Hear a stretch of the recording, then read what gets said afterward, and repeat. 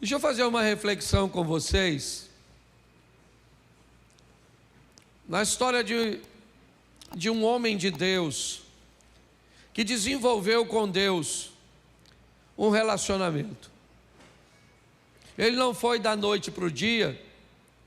Este homem viveu experiências extraordinárias ao lado de Deus. Extraordinárias no que diz respeito a experiências boas, extraordinárias, porque em alguns momentos ele viveu coisas ruins, mas ele entendeu que o que ele estava desenvolvendo é uma caminhada ao lado do Senhor.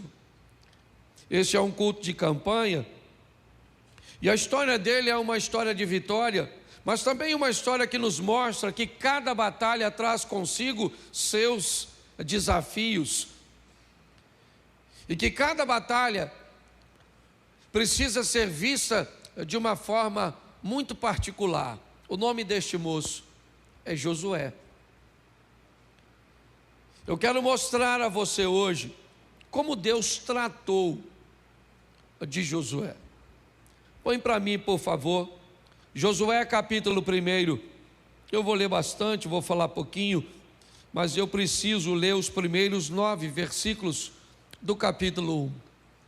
E sucedeu depois da morte de Moisés, servo do Senhor, que o Senhor falou a Josué, filho de Num, servo de Moisés, dizendo: Moisés, meu servo, é morto.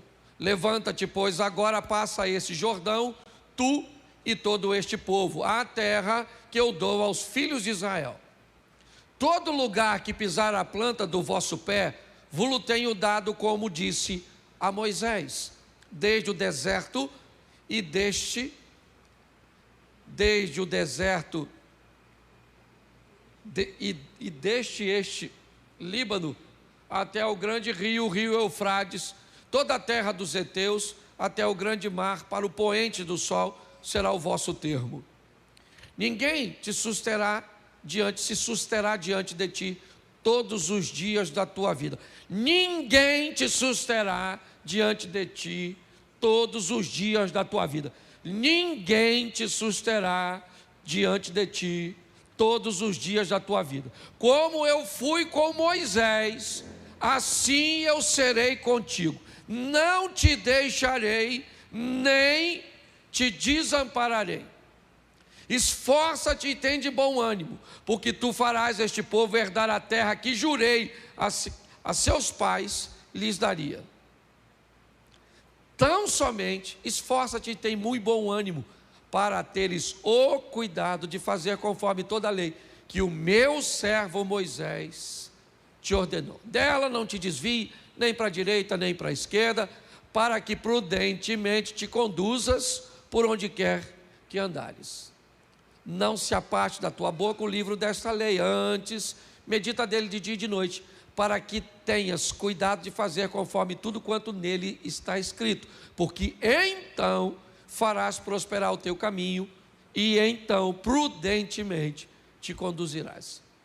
Não te mandei eu, esforça-te e tem bom ânimo, não pasmes, nem espantes, porque o Senhor, teu Deus, é contigo por onde quer que andares. Feche os seus olhos. Pai, em nome de Jesus, fala conosco, ó Pai, e fala conosco muito mais do que queremos ouvir, fala conosco o que precisamos ouvir.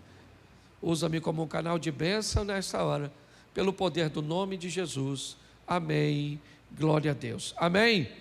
Bom, eu queria chamar a atenção em primeiro lugar para a responsabilidade que caiu sobre este homem. Moisés sumiu, essa é a grande verdade. Ele simplesmente não foi visto, ele foi procurado por um tempo, não conseguiram achar. E este povo precisa de um novo líder. Alguém que está sendo preparado já há algum tempo, é verdade. Josué não é alguém que cai de paraquedas para liderar o povo. Nós não estamos lidando com um Deus irresponsável. Já faz um tempo que Josué está ao lado de Moisés, observando sua liderança, observando como ele agia. Deus faz questão de mostrar a Josué, e usa essa expressão 2 vezes: Moisés, meu servo, é morto. Moisés, meu servo. Me parece que Deus quer deixar bem claro a Josué que há um desnível entre ele que está começando e entre Moisés que está saindo de cena. Me parece que Deus quer deixar claro que, e ele diz isso, ele diz que Moisés é servo do Senhor e Josué é servo de Moisés. Preste atenção. Deus faz questão de dizer isso. O Moisés é meu servo, Josué. E você, até o presente momento, você era servo do meu servo. E eu vou te tratar assim até que você seja promovido a meu servo. Eu gosto disso. Dessa maneira coerente que Deus vai tratar. Deus vai fazer algumas promessas a Josué. O lugar que você botar a planta do seu pé, por quê? Porque ele está substituindo um estadista, um negociador. As batalhas enfrentadas por Moisés foram muito pequenas, basicamente insignificante ao número de batalhas, né, enfrentadas e vencidas por Josué. Josué entra para uma expansão que me parece que ainda vai ser acrescentada na gestão de Davi, que também foi um reino de expansão. Mas é importante quando nós vemos este camarada entrar em cena. Deus vai dar a ele promessas. O lugar que você botar a planta do vosso pé, eu vos tenho dado por herança. Eu preciso que você fique atento, que numa linguagem talvez hoje, principalmente no ambiente dos coaches, que você faça uma boa modelagem, que você copie, que você se oriente, que você se norteie em tudo aquilo que você viu meu servo Moisés viver. Olhe para meu servo e aprenda com o meu servo a se tornar meu servo. É mais ou menos isso. É mais ou menos como se fosse nossa responsabilidade a ter um estilo de vida na igreja, onde o novo que chega olhasse para nós e entendesse que ele ainda não é um servo, ele é alguém que está sendo introduzido no ambiente para servir. Mas ao olhar aqueles que já servem, ele pode se espelhar neles. É mais ou menos isso. Começa a história, obviamente, recheado de promessas. Você contigo, quando fui com Moisés, ninguém vai se estabelecer diante de você. Assim como eu fui com Moisés, meu servo, eu serei contigo, não te desampararei. Eu preciso que você se esforce, eu preciso que você tenha ânimo. É uma palavra extraordinária, porque o cara entra em cena para dar continuidade ao que Moisés estava fazendo. Ele não está substituindo, se é que eu posso chamar assim, que ele não substitui Moisés, ok? Cada um tem sua função, mas ele vai dar sequência. Pastor, por que o senhor está fazendo tudo isso? Porque esse cara está cheio de promessa, e algumas delas não vão se cumprir na vida dele. Eu não sei se você reparou, mas existem algumas condições para que isso aconteça. Se você se mantiver no caminho, se você guardar as palavras, se você viver nos princípios, isso vai acontecer com você. Mas a história que Josué vai enfrentar é um pouco diferente. O povo todo está de olho nele. Sabe o que o povo diz para ele? Nós vamos ficar de olho em você e vamos observar. Se Deus for com você, como foi com Moisés, quem não te obedecer, nós vamos matar. Fique tranquilo, você não precisa nem agir, deixa conosco, nós vamos resolver. Mas estamos de olho em você. Queremos ver o que Deus vai fazer, se realmente Ele é contigo, se você tem condições de desempenhar essa função. Havia muita responsabilidade nessa história, e ele vai para as batalhas dele. A primeira é viver de uma forma bem pequena o que Moisés viveu com muita grandeza. Preste atenção. Moisés toca o cajado e abre o mar. O Josué manda o sacerdote pisar na água do rio. Sim ou não?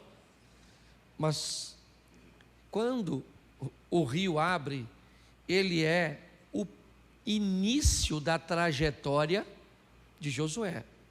Quando o mar se abre, ele já é, certo, da metade para frente a história de Moisés. Preste atenção. Deus está dando, né, uma experiência aparentemente pequena? Não. Deus está simplesmente dizendo para mim, para você e para Josué que a melhor maneira de começar e mais coerente, certo, é começar pequeno, de baixo, vá devagar. Vamos abrir um rio primeiro a pé enxuto. Vamos atravessar este rio, então está tudo certinho. Vamos devagarzinho. A primeira cidade qual é? É Jericó. É verdade. Poxa, mas Moisés entrou no Egito, o império. Josué vai para Jericó. Vencer uma batalha ou enfrentar uma batalha. É isso que vai acontecer com ele. A probabilidade dele vencer é muito pequena. Ele não tem material bélico para invadir aquela cidade. Aliás, ele nem precisa invadi-la. Se você conhece um pouquinho, não tem necessidade nenhuma, certo? Para chegar na terra prometida, ele não precisava vencer Jericó, algo minúsculo. Se hoje Jericó já é uma cidade pequena, aparentemente insignificante, certo? Sob a gestão dos muçulmanos, eu imagino naquela época o quanto menor ela era. Dava para passar largo, dava para passar distante, assim como Jesus resolve passar por Samaria e não tinha nenhuma necessidade de fazer isso, também não tinha necessidade de Josué enfrentar Jericó. O que Deus está mostrando é: meu filho, eu estou desenvolvendo com você um relacionamento. E este relacionamento ele vai crescer, ele vai se estabelecer, ele vai se fundamentar, mas vamos devagar. Cuidado para você não olhar para Moisés e achar que porque você andava com Moisés, foi só Moisés sair de cena que você já tem condições de fazer o que ele fazia. Nós não vamos tratar assim. A história de Moisés também foi muito morosa, foi muito vagarosa, certo? Às vezes nós olhamos para ele chegando nas pragas, mas ele foi criado de uma forma. Olha o tempo que ele fugiu para fazer um reconhecimento do deserto, cujo qual ele iria levar o povo. Deus está agindo de uma forma muito intencional, de uma forma muito sóbria. Hoje eu vejo pessoas não conquistarem suas vitórias, viverem em ciclos de derrotas. Servos de Deus, cheios de promessas, como Josué, mas às vezes sofrendo os desgastes e os desafios, e muitas vezes por erros próprios. Josué chega diante de Jericó e Deus vai mostrar ao povo: é só isso. Por que você não tem armas? Porque eu não quero que tenha armas. Por que eu vou botar o exército na frente, como foi o caso de Josafá, cantando? Porque eu quero mostrar para o meu povo que a vitória do meu povo vem das minhas mãos. Eu quero mostrar ao meu povo que é a obrigação dele fazer tudo o que pode. Mas meu povo tem que saber que faça sempre o que pode. Mas quando suas forças e estratégias não funcionarem mais, eu vou estar onde sempre estive, no trono da glória, no controle de todas as coisas.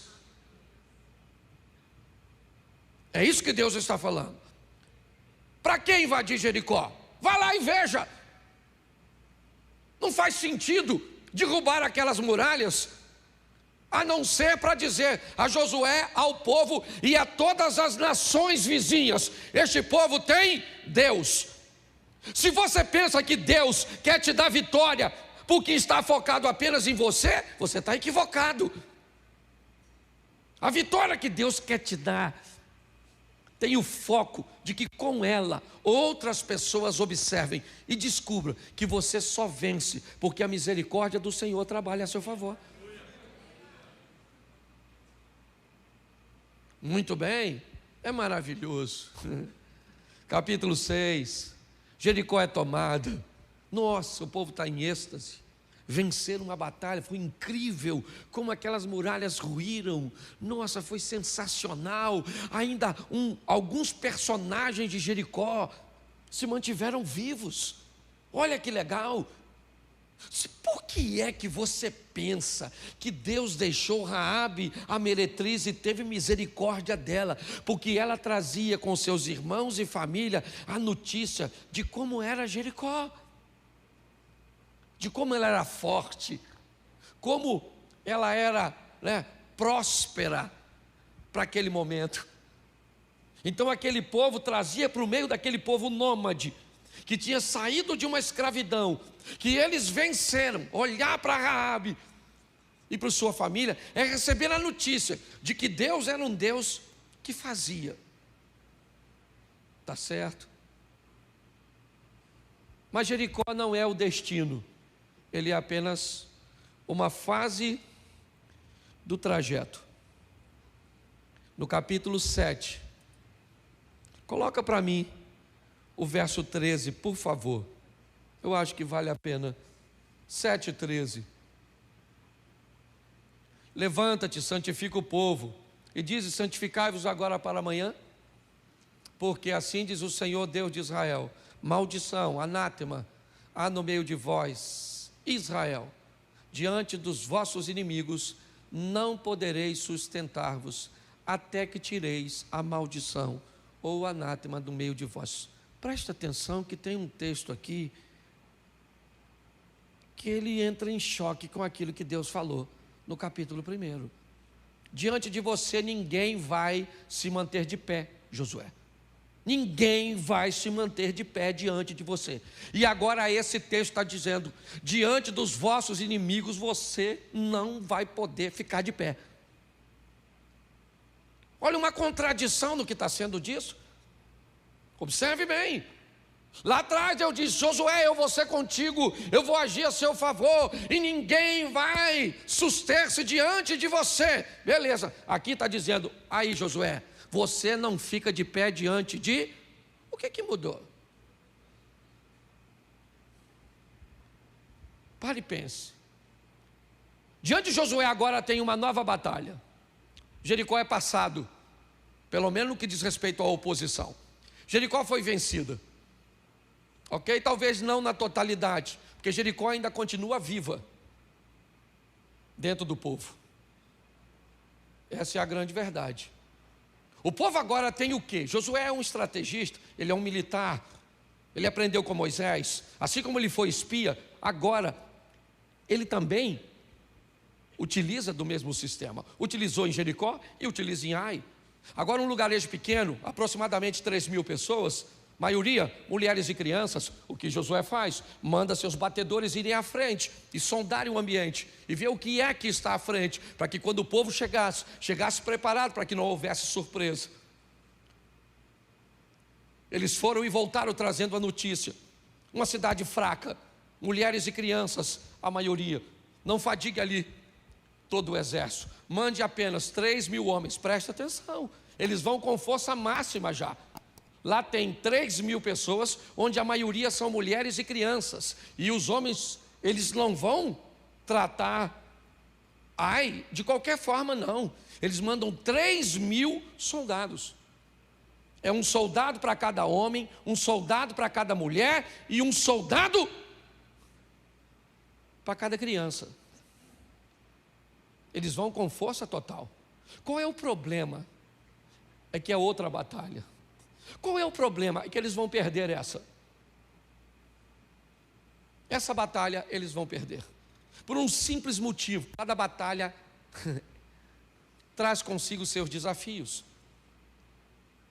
Cada batalha vai ser encarada de acordo com o momento que você está vivendo. Você é capaz de vencer algo muito grande, dependendo do momento, e sofrer por algo bem pequeno, dependendo do momento. Se nós queremos vencer, precisamos entender isso. Por que que esse cara vai viver tudo isso? Porque Deus quer fazer dele seu servo. E um servo de Deus precisa aprender uma coisa: ele só vence porque Deus é com ele. Não interessa o tamanho do inimigo. Se Deus não for com você, você perde para um resfriado. Ele se desenvolve para uma pneumonia, para uma tuberculose, e ele mata você. Se Deus não for contigo, um estresse, um cansaço simples conduz você a uma síndrome do pânico, conduz você a um ambiente mental que você morre definhando. Se Deus não for contigo, a notícia de um câncer pode te desestabilizar de uma forma tão intensa que você viveu 20 anos com câncer e ele te mata em 40 dias. É isso que Josué está aprendendo. Tem algo grande, intransponível, nossa, fantástico. Fique tranquilo, Josué. Eu vou derrubar as muralhas e você vai vencer. Mas agora a cidade é pequena, não precisa mandar todo mundo. Não é assim, Moisés. Ou não é assim, Josué. Não é assim. Não é o tamanho do inimigo, não é o tamanho do problema, não é o tamanho da adversidade, é a minha presença. Se a minha presença for contigo, ninguém consegue se manter de pé diante de você. Então, Josué, eu preciso saber como é que você lida com os problemas que as pessoas cujas quais você lidera vai criar para você. É isso. É só isso. Vamos lá. Vamos invadir Ai. 3.000 homens, quase 40, são mortos inicialmente próximo de uma pedreira. O restante volta, correndo, e dão a notícia a Josué: Josué, nós perdemos a batalha. Meu irmão, não deu para enfrentar. Não deu para enfrentar. O Josué vai para Deus. Porque Josué sabia, se vaza a notícia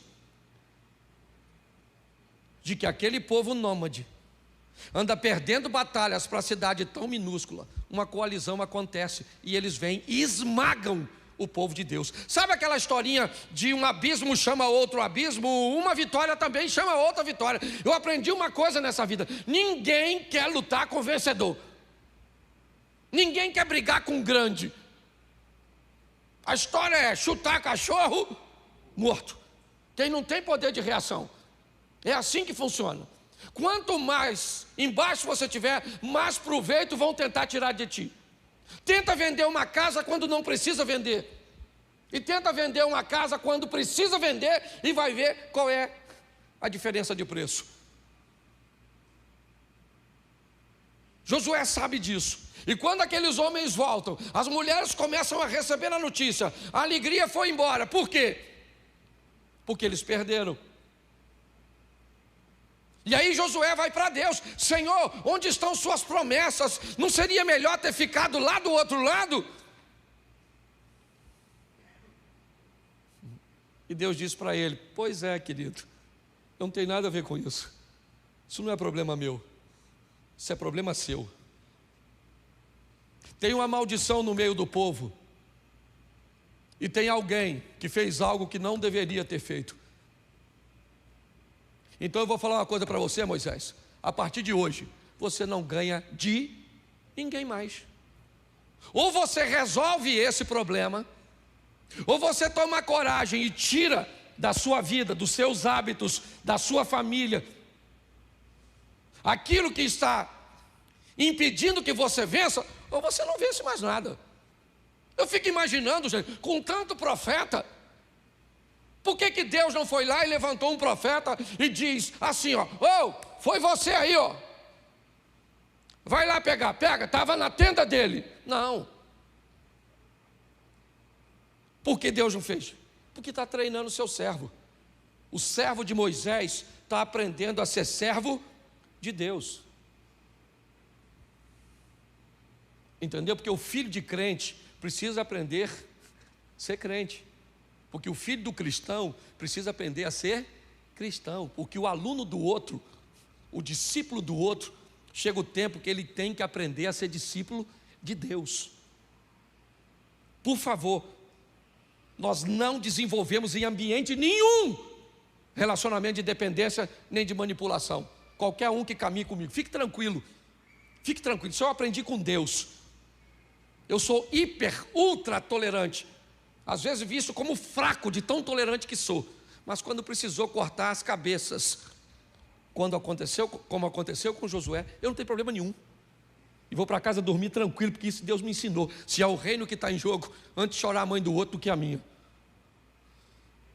Deus está ensinando isso para esse cara. Eu não vou ser com você, não vou. Mas é uma cidade pequenininha, não interessa o tamanho do obstáculo. Se eu não for com você, você não vence. E procure, está aí no meio de você. Tenha coragem e ache. E outra coisa, mate todo mundo a pedrada, certo? Taque fogo, porque se você não tiver coragem de fazer isso,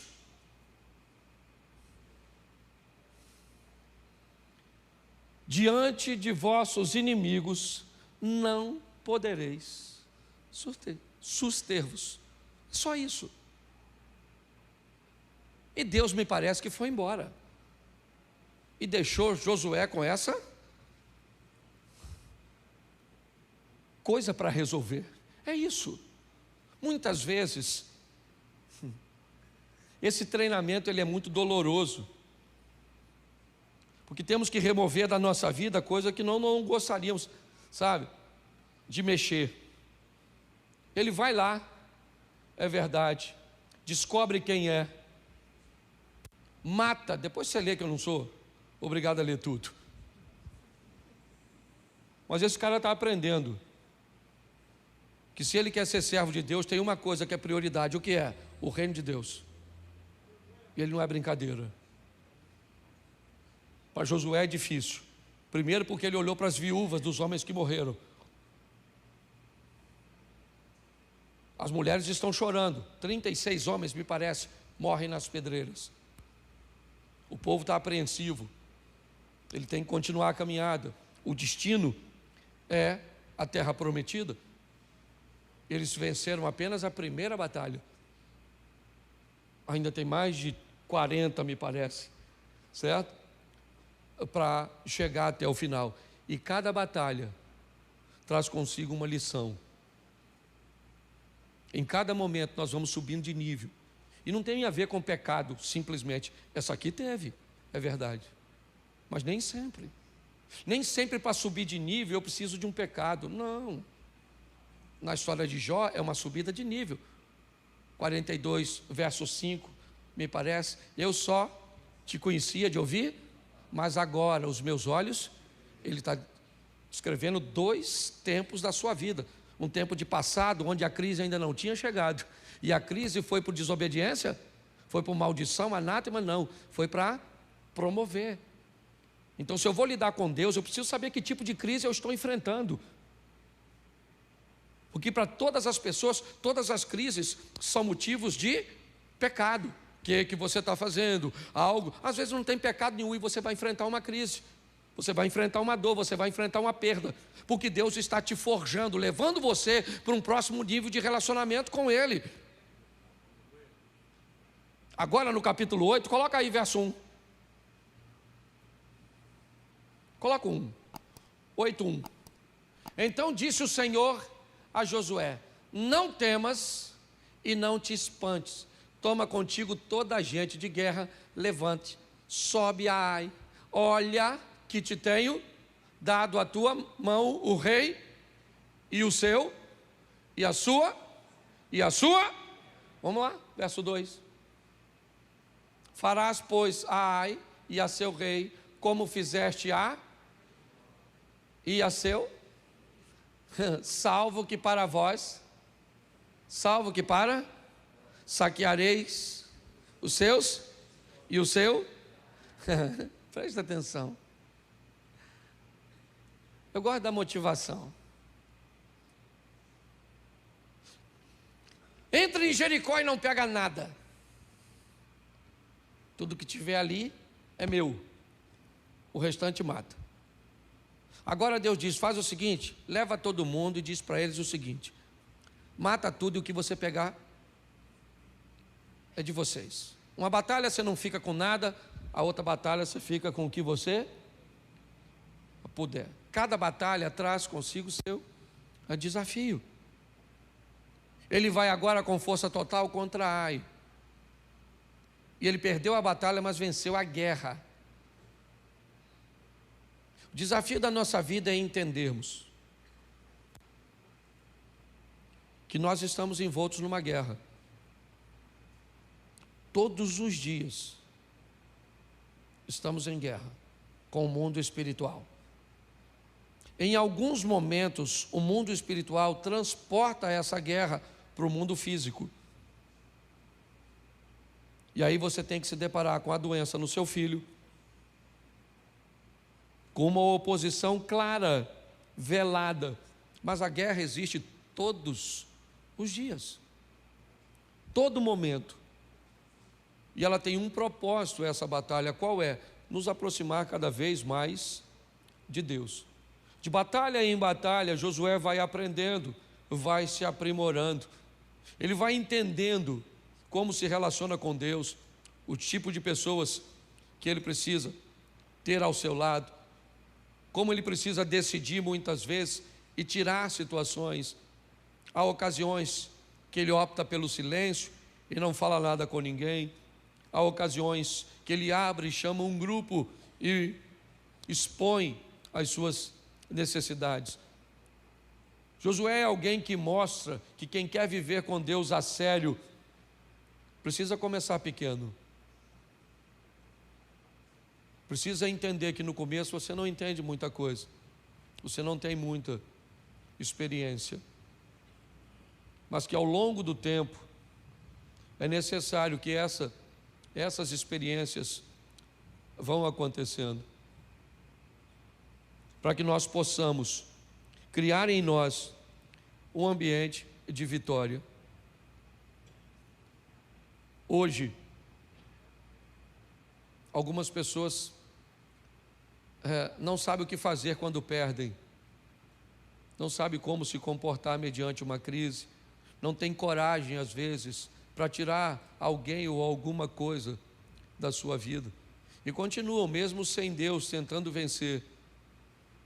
Parece que levam sua vida brincando. A vida não é brincadeira. Quanto mais rápido você aprender isso e tratar com mais seriedade a sua vida, porque ela é sua, se você não cuidar dela, ninguém vai fazê-lo. O casamento é seu, ou você cuida dele, ou ele vai para o brejo. O filho é seu, pode ter certeza, porque o diabo levanta todos os dias com toda a sua força para nos destruir. Se a misericórdia do Senhor não fosse conosco, nós não estaríamos de pés. Essa é a grande verdade. Então, a cada dia eu vou crescendo, a cada dia eu vou me aprimorando, a cada dia eu vou me aproximando de Deus. Por quê? Porque eu sei que sem Ele eu não vou a lugar nenhum. A força que eu preciso está nele, a direção que eu preciso está nele. E deixa eu fechar aqui falando algo a vocês. Deus, para agir nas pessoas, Ele age de diversas maneiras, de diversas formas. E quanto mais rápido você descobrir como Ele vai agir na sua, para nós, aqui no projeto, e aí eu falo, como pastor da igreja, quanto mais sóbrio você for, quanto mais assertiva for as suas decisões, quanto mais coragem você tiver, às vezes vai te faltar ânimo, mas você tem que ter coragem, Às vezes você vai ter ânimo, mas não vai ter coragem. Nem sempre ânimo e coragem estão juntos. Mas a minha pergunta é: quem é o responsável por sua vida, a não ser você? Pare e pense, você está satisfeito com aquilo que você está vivendo? Porque Deus não muda, não há sombra de variação nele. Como eu disse, não tem a ver comigo, não tem a ver com você, tem a ver com quem está perto de você. O que Deus quer é se revelar para o seu mundo. Ide por todo o mundo e pregai o Evangelho. Mundo, o seu mundo, ele é seu, ele não é meu. Você vai sair daqui e vai lidar pelo menos, sei lá, com 10, 20, 30 pessoas que eu sequer sei o nome, que eu nunca vi. Vizinhos, amigos, colegas de trabalho. Quem são esses? Esses fazem parte do seu mundo. E o que eles precisam? Eles precisam ver uma luz que Deus colocou em você. Para isso nós precisamos nos posicionar, porque as pessoas precisam disso. Se você tem dons, revelação, se você vê anjo, se você é profeta, se você é ministro, se você é pregador, se você canta, se você toca, se você ensina, eu não sei quem é você, seja você quem for, você é uma peça dessa quebra-cabeça que tem o propósito de mostrar para as pessoas que Jesus Cristo é o Salvador. Isso fica muito mais fácil quando a sua vida vai bem encaminhada. Primeira coisa, nunca queira mostrar para as pessoas uma realidade que não é a sua. Uma das piores coisas para se relacionar com Deus é a hipocrisia, que muitas vezes não vem nem por maldade, é por medo de exposição. Essa é a grande verdade. Está ruim, gente? Está ruim. Às vezes, se eu falo para algumas pessoas, gente, ontem eu estava com vontade de morrer, eu vejo as pessoas me olhando como se eu fosse maluco. Como o pastor? O pastor às vezes tem vontade de morrer, não tem vontade de vir na igreja, tem vontade de sumir. Às vezes não tem dinheiro para pagar algumas coisas, briga com a mulher, tem problemas com os filhos, fica doente, mas não pode falar, né, gente? Porque se falar, Cid, sabe, fica feio, vai queimar a imagem da gente. Pois é, pense mais na sua aparência do que na sua realidade, e você vai ver onde é que você vai parar. É lógico, você não precisa abrir sua história para todo mundo. Às vezes eu falo de uma forma superficial, mas para poucas pessoas, pouquíssimas pessoas sabem que eu enfrento, o que eu enfrento. Eu tenho um cara em Brasília, um daqueles sabe, aquele que ele pode ligar e falar o que está acontecendo no casamento, no ministério, nos filhos, com dinheiro, com tentação, com tudo. Eu não posso pegar alguém de perto, então peguei alguém de longe. Mas tem que ter alguém onde você trate sua realidade, porque se você não fizer, o diabo vai se aproveitar disso e ele vai pegar você.